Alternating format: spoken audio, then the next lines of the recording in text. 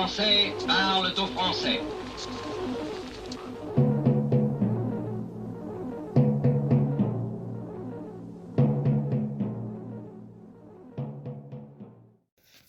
Bonjour à tous, bonjour chers abonnés, nous sommes vendredi 20 octobre. Bien, récapitulatif un petit peu des vidéos de la semaine précédente. Oui, Israël est attaqué avec des armes américaines. Ben oui, hein, avec tout ce qu'on vend, enfin tout ce qu'on donne surtout à l'Ukraine, et ça vient sur le marché noir et ça équipe le Hamas et également les armes abandonnées en Afghanistan. Vous allez comprendre. Ensuite, Macron passe son temps à faire des gueuletons. Après, avec son gueuleton avec le roi Charles d'Angleterre, il avait invité les grands pontes de la mode et il a chanté qu'il la bohème et qu'il mangeait un jour sur deux. Enfin bon, bref, c'est un peu provocateur. Et ensuite, encore 2-3 jours après, Macron revient faire des discours à la télé, encore, bien. Ensuite, beaucoup plus grave, c'était vendredi 13, assassinat au lycée d'Arras. Ouais. Et j'ai enchaîné ensuite avec une vidéo barbarie dans nos lycées. Franchement. Et oui, et j'ai terminé avec une vidéo en France, c'est dangereux d'être enseignant. Bientôt, c'est plus dangereux d'être enseignant que d'être policier. Vous vous rendez compte? Surtout enseignant en prof d'histoire géo. Et j'ai lu encore quelque chose récemment, une prof d'art plastique qui s'est fait disputer par le père d'un élève d'origine turque qui disait je veux pas que ma fille ou mon fils prennent des cours d'art plastique, chez nous c'est interdit. Vous savez, au niveau du Coran, la représentation graphique, l'art, la représentation en peinture ou en statue, c'est interdit.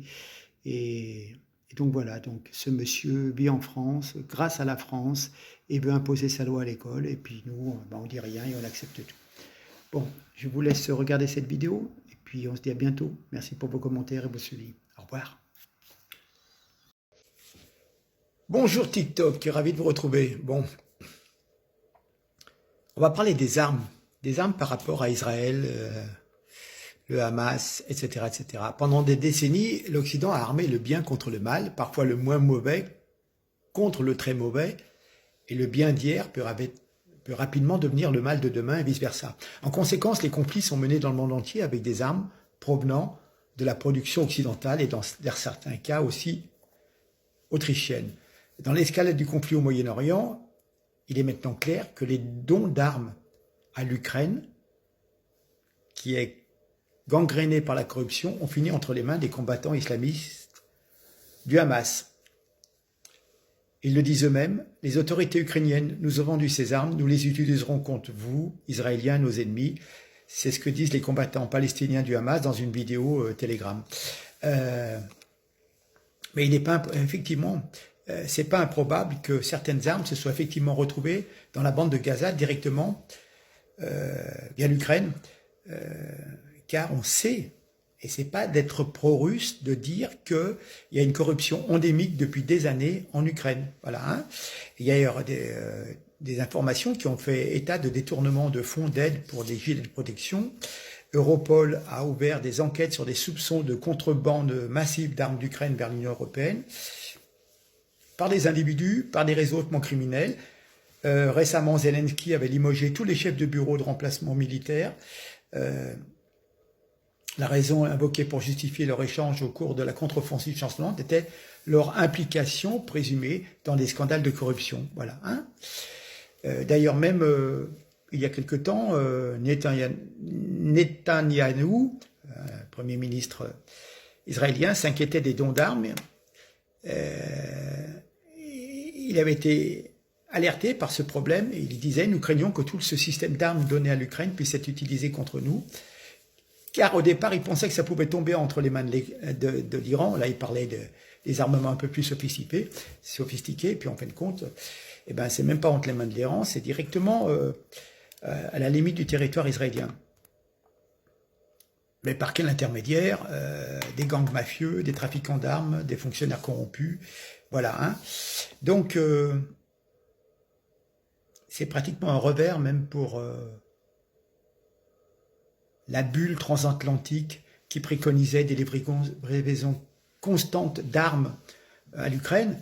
Et même maintenant, en fin de compte, Israël est attaqué par des armes américaines, des armes de fabrication occidentale. Voilà. Hein. C'est plus des Kalachnikov, c'est des armes américaines. Mais rappelez-vous, de toute façon, les récits du bien et du mal changent. Regardez, en Afghanistan, dans les années 80, les États-Unis ont donné des armes aux combattants moudjahidines pour lutter contre les Russes. Et ils sont devenus plus tard des talibans. Et du coup, ils se sont battus avec les armes contre les Américains. Voilà, hein. Rappelez-vous que les États-Unis ont soutenu l'Irak sous Saddam Hussein contre l'Iran dans les années 80. On lui a donné des armes. Et puis ensuite, il y a eu la guerre du Golfe. Et là aussi, déclenché la suite du mensonge de l'incubateur des faux bébés au Koweït qui étaient débranchés. Et puis en fin de compte, le résultat, c'est que des centaines de milliers d'enfants irakiens se sont morts de faim dans des sanctions américaines sévères. Je ferme la parenthèse. Mais bon, voilà. Hein. À l'inverse, dans la guerre civile iranienne, plusieurs États de l'Union européenne et les États-Unis ont fourni des armes à grande échelle aux rebelles dits bonérés. Vous savez, ceux qui font du bon travail. Hein. Et puis on a perdu la trace. Hein. Et on s'est aperçu, je crois en 2015, que les fusils Ster, STEYR, des grosses fabriques autrichiennes qui fournissent, je crois qu'ils fournissent même maintenant les fusils, des armes aux forces de police françaises, allemandes, etc., et même aux militaires. Eh ben, ils étaient utilisés, ces fusils, par l'État islamique. Hein. On ne savait pas d'où ça venait, mais bon, à un moment, en 2007, 80 000 pistolets Glock, la marque Glock, sont apparus sur le marché noir international. Voilà. Des mortiers et des grenades, en 2010, en provenance d'Autriche, se sont retrouvés entre les mains des rebelles afghans. Voilà. D'ailleurs, on confirme donc que ces armes déversées par l'Occident en Ukraine auraient été revendues au Hamas. L'Occident ne contrôle plus rien, bien entendu, à force de balancer comme ça à droite, à gauche. Et j'avais vu un article il y a à peu près une semaine, l'Allemagne renonçait à envoyer ses missiles Taurus en Ukraine. Trop d'armes ont été récupérées par les mafias ukrainiennes et se retrouvent actuellement à vendre sur ce qu'on appelle le Darknet. De là à penser qu'elles sont en partie achetées par des terroristes, il n'y a qu'un pas qu'il faut faire si on veut comprendre ce qui se passe vraiment. Les armes occidentales détruisent le monde judéo-chrétien en se retournant contre lui.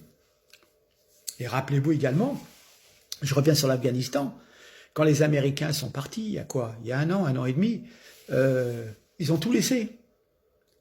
Ça a tellement été la débandade, on répétait un peu l'opération du Vietnam, Saigon et tout, les hélicoptères sont partis, les avions sont partis, les gens ont bondi dedans, mais tout le matériel, les chars, les mitrailleuses, les véhicules blindés, les stocks de fusils et tout, qui au départ devaient servir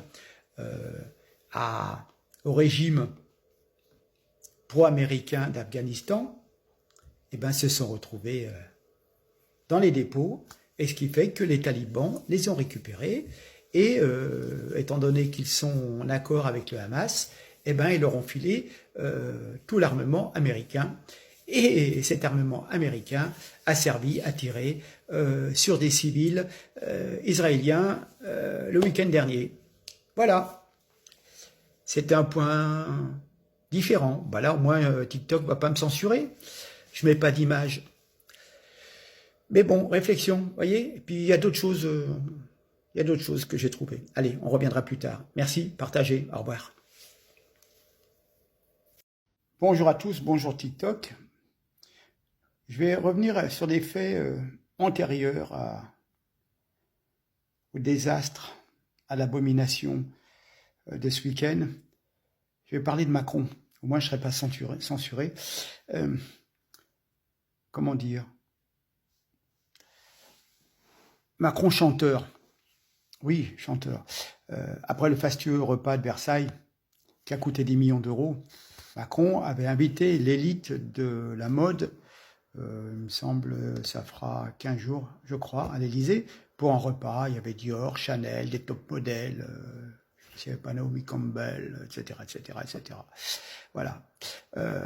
Décidément, en fin de compte, il passe son temps à faire des gueuletons, hein, Macron. Et puis alors, il trouve le moyen de chanter la bohème. Nous ne mangeons qu'un jour sur deux. Ce monsieur nous dit que l'abondance est terminée. Ils font des gueuletons gigantesques qui coûtent les yeux de la tête. Et on le voit chanter la bohème. Quand les restos du cœur ne peuvent répondre à la demande, quand 35% des Français ne font plus 3 repas par jour, voici donc une des dernières provocations de Macron, qui chante qu'il mange un jour sur deux. C'est subliminal, c'est inconscient, certainement. Parfois, il y a des gestes comme ça. C'est sidérant. Sidérant. Je vous passe un petit montage d'1 minute et vous allez voir. C'est écœurant. Franchement, il n'a rien à foutre de la population française et quelque part même, il est dans la provocation. C'est pas possible. C'est pas possible. Étaler tant de richesses, tant de gaspillage, et en plus, nous ne mangeons qu'un jour sur deux. Je pense que monsieur n'a jamais connu la fin de sa vie. Bref, allez, regardons, ça nous changera des atrocités. Nous allons sourire ou rire de nous, si maltraités par le pouvoir, mais bon, au moins il n'y a pas de sang. Allez, regardez. 400 hier. Beaucoup de jeunes. Ce sont des étudiants. Ce sont des étudiants, c'est l'association COP1 qui aide 13 000 étudiants dans le pays.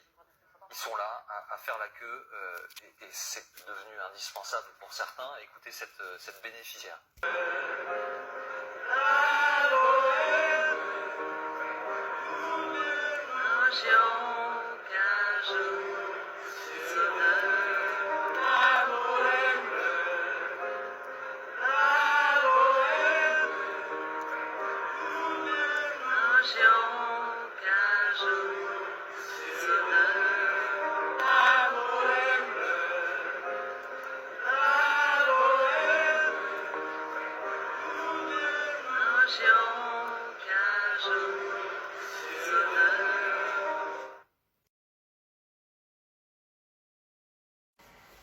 Bonjour à tous, bonjour TikTok, ravi de vous retrouver. Bien, Emmanuel Macron va s'adresser ce soir aux Français, au moment où les Américains déploient 2 porte-avions avec leur flotte associée en Méditerranée orientale, où les Israéliens sont capables de mobiliser 360 000 réservistes sur une population de seulement 9 millions d'habitants, quand nous, en France, on a du mal à mobiliser 100 000 soldats pour une population de 68 millions d'habitants. Il est vraiment... Oui, il est faux de considérer que la France serait forte, résiliente et prête à la guerre. Elle est trop divisée, fragilisée, trop menacée de l'intérieur et trop vulnérable pour avoir cette prétention. Hier soir, encore un poste de police municipale était attaqué sans aucune reprise médiatique et indignation politique. C'était en banlieue lyonnaise, à Rieux. Hein Je voudrais dire une chose aussi au niveau de la souveraineté, la puissance militaire. Je n'ai pas vu beaucoup de parlementaires défendre la nécessité d'un second porte-avions durant le vote de la nouvelle loi de programmation militaire au printemps dernier. Franchement, c'est un manque d'ambition, de lucidité, de responsabilité. Notre seul porte-avions Charles de Gaulle est immobilisé pour une longue période de maintenance industrielle indispensable. Et nous sommes cernés par la multiplication des conflits, des guerres, Ukraine, Arménie, Israël. Le chef de l'État va donc s'exprimer ce soir devant les Français pour nous dire quoi? Qu'il est impuissant, désarmé, démuni, dépourvu de tout, dans des circonstances relativement exceptionnelles. Depuis 40 ans, la classe politique qui a eu le pouvoir exécutif a fait de mauvais choix sur des mauvaises priorités. On le sait, la France est quand même menacée de l'intérieur, elle est cernée par des guerres, sera-t-elle suffisamment robuste pour faire face à ce qui peut advenir un jour, un conflit important? Alors du coup, les Français ont peur, certains s'arment individuellement. Il suffit de regarder le chiffre d'affaires des armuriers, il semblerait qu'il soit en progression. On peut, et je suis le premier à critiquer les États-Unis pour une certaine politique impérialiste, mais on ne peut pas leur reprocher d'avoir baissé la garde. Ils ont 11 porte-avions en ligne et peuvent encore peser dans le monde quand nous sommes gagnés par l'impuissance. Combien de candidats ont défendu de façon explicite le besoin d'un second porte-avions en ligne durant les présidentielles? Je n'ai pas le souvenir.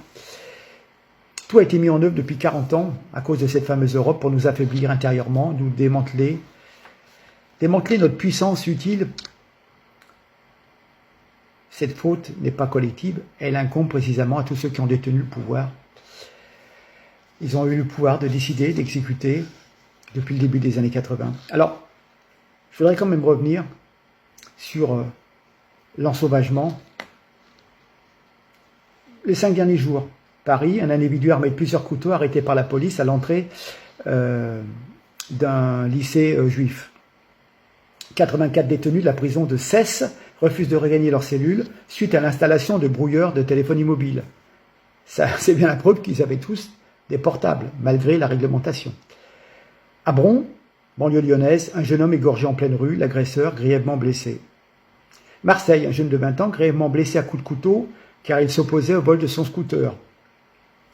Heureusement, un policier hors service intervient. À Lyon, attaque au couteau contre un policier de la BAC. L'intervention tourne mal. Essonne, un individu refuse d'obtempérer et percute un véhicule de la police. 3 blessés, c'était à Dravel. Effectivement, attaque au cocktail Molotov contre le poste de police municipale de Rieux-la-Pape. Eh oui. Toujours Lyon, décidément, un contrôle routier permet la découverte de 35 kg de cannabis et d'une Kalachnikov. Oh, mais voyons. Nîmes, une joggeuse a été agressée dans un lieu dit, un domaine qui s'appelle S4. Voilà. Vous vous rappelez Bruno Guillon, l'animateur radio et télé qui a été séquestré par, je crois, 3 Noirs et un Maghrébin, c'est ce qu'il avait dit, hein? 2 mineurs de 16 ans interpellés. Ah bah dis donc, c'est des mineurs, mais ils commencent bien leur vie, hein. Toulouse, les policiers interceptent un go-fast de 600 kg de cannabis. Il y avait un individu armé, c'est dans le nord, à Biache-Saint-Vaast, le GIGN déployé pour cet individu. Alors je vois un truc qui m'interpelle, un violeur récidiviste radicalisé en prison a été libéré, il est logé dans une résidence étudiante à Paris. Ouais. Un enseignant de faculté à Assas condamné car il a dit « je vais faire comme la Rave ». Conséquence, la Rave Party qui a été attaquée par les Hamas. À La Rochelle, un véhicule explose devant le commissariat de police. Il y avait une manifestation de soutien à Israël à Montpellier. Les policiers et militaires de l'opération Sentinelle interviennent. Lors d'une fête en Dordogne, des individus à motocross foncent dans la foule. Lyon, la célèbre place Bellecour, et des policiers attaqués au couteau. Nantes, un jeune homme environ 17-18 ans abattu par balle. Marseille, des policiers en patrouille assistent à une violente agression à l'arme blanche. Sale juive, sale pute, des médecins menacés par un homme se disant palestinien à Aix-en-Provence. Évidemment, renforcement immédiat de la sécurité autour des lieux communautaires juifs suite à ce qui s'est passé durant ce week-end en Israël. Il y aurait eu une centaine d'actes antisémites recensés en France. D'ailleurs, devant la faculté de Lyon 2, il y avait tout un mur avec des slogans anti-juifs. Rappelons que Elon Musk, le célèbre Elon Musk, nous dit en tweet « La guerre civile en Europe est inévitable si les tendances actuelles se poursuivent ». Et puis, je vois aussi, Lyon 8e, un homme arrêté mercredi 11 octobre, c'était hier, à 16h, à bord d'un bus, route de Vienne, donc je connais très très bien, après avoir menacé des passants avec une arme blanche. Non mais je crois rêver. Et puis, chose très très importante, Je vous le dis, soyez prudents demain quand même, dans les lieux de foule, on ne sait jamais, vous pouvez tomber sur un tordu. La DGSI s'inquiète d'une journée de djihad qui pourrait se dérouler en France ce vendredi 13 octobre. Le chef du Hamas appelle les musulmans du monde entier à se mobiliser pour une journée de colère. Oui, il vient d'appeler les musulmans du monde entier à adopter une journée de djihad mondiale, voilà. Hein. Donc, si vous vivez dans une grande ville d'Amérique ou d'Europe, je vous recommande d'éviter les lieux bondés. Voilà. Ce vendredi, faites attention à vous. Voilà. Hein. On est bien d'accord qu'on ne stigmatise pas toute la pollution, la population musulmane, voire maghrébine, qui vit avec nous en France. On est bien d'accord. J'ai vu des tas d'images, des tas d'atrocités de ce qui s'est passé durant ce week-end, mais j'ai vu aussi toutes les vidéos de propagande, des espèces de dessins animés, où les petites filles à Gaza sont endoctrinées, que non seulement on leur parle de reprendre les terres de Palestine, certes, il y a un problème, on est d'accord, hein, mais en même temps que, non, c'est pas même pas reprendre les terres, c'est exterminer les cochons, etc. D'ailleurs, je vous mettrai juste une capture d'image en dernier voilà d'un prédicateur sur Al Jazeera qui, voilà, toute la journée, c'est il faut exterminer ces chiens, ces cochons, etc., etc. Voilà. Après, bon, écoutez, 8 minutes déjà. Allez, je vous laisse regarder les petites. J'ai mis quelques petites vignettes quand on parle d'importer le conflit arabo-israélien en France. Et ben, il y a déjà, hein, franchement. Bref, allez. À très bientôt. Bonne réflexion et soyez prudents pour demain. On ne sait jamais. Vous savez, c'est très très compliqué. Je ne sais pas où on va. Enfin bref. Allez. Au revoir. Merci.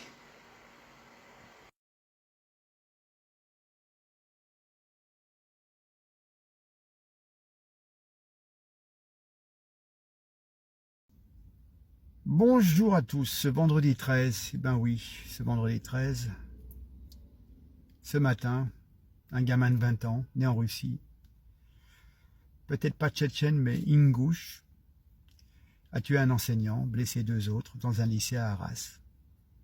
Il était radicalisé, fiché S, pourtant quand vous voyez son visage, comme dirait l'autre, on lui redonnait le bon Dieu sans confession, mais... Voilà, il faut savoir que déjà la famille, je crois que c'était une famille avec 5 enfants, déjà en 2014 avait dû être expulsée. Et puis toutes les associations, le Parti communiste français, etc., etc., ils avaient fait pression auprès du préfet pour faire annuler cette décision. Et puis 9 ans après, ben, des innocents sont sacrifiés sur l'autel du vivre ensemble. J'ai du mal, franchement, je pense notamment à ceux qui peuvent me regarder sur TikTok, qui sont de confession musulmane et que je veux bien respecter, c'est pas un problème, mais j'ai du mal. Tous ces gens qui viennent en France, qui sont recueillis en France, qui avaient parfois un destin tragique dans leur pays d'origine, qui étaient parfois menacés, qui viennent en France, à qui on accorde l'asile, les soins gratuits, des allocations familiales, on leur trouve un appartement, des allocations de logement et tout. Et malgré tout le bienfait que l'ensemble de la communauté française peut donner aux gens qui arrivent sur le sol français, trop même à mon goût, hein, vu la reconnaissance qu'on en a. Et comment peut-on faire des actes aussi abominables alors que quelque part la France, entre guillemets, vous a sauvé de votre destinée en vous accueillant et en vous apportant un certain confort. Donc si parmi les spectateurs, téléspectateurs, est-ce que franchement il y a un endoctrinement de la religion qui fait que on ne voit pas le côté positif que vous apporte le fait de vivre ensemble et que vous soyez si négatif envers les Français et que vous ayez envie de les tuer j'ai du mal, enfin bon, je vous mets la photo de la personne décédée, de l'assaillant, quelques visuels qui sont en rapport avec cette triste affaire. Voilà, mais j'avoue que comprenez que les Français soient réticents, voyez. Enfin bon, allez. Décidément, se vivre ensemble est compliqué, hein, franchement. Allez, au revoir.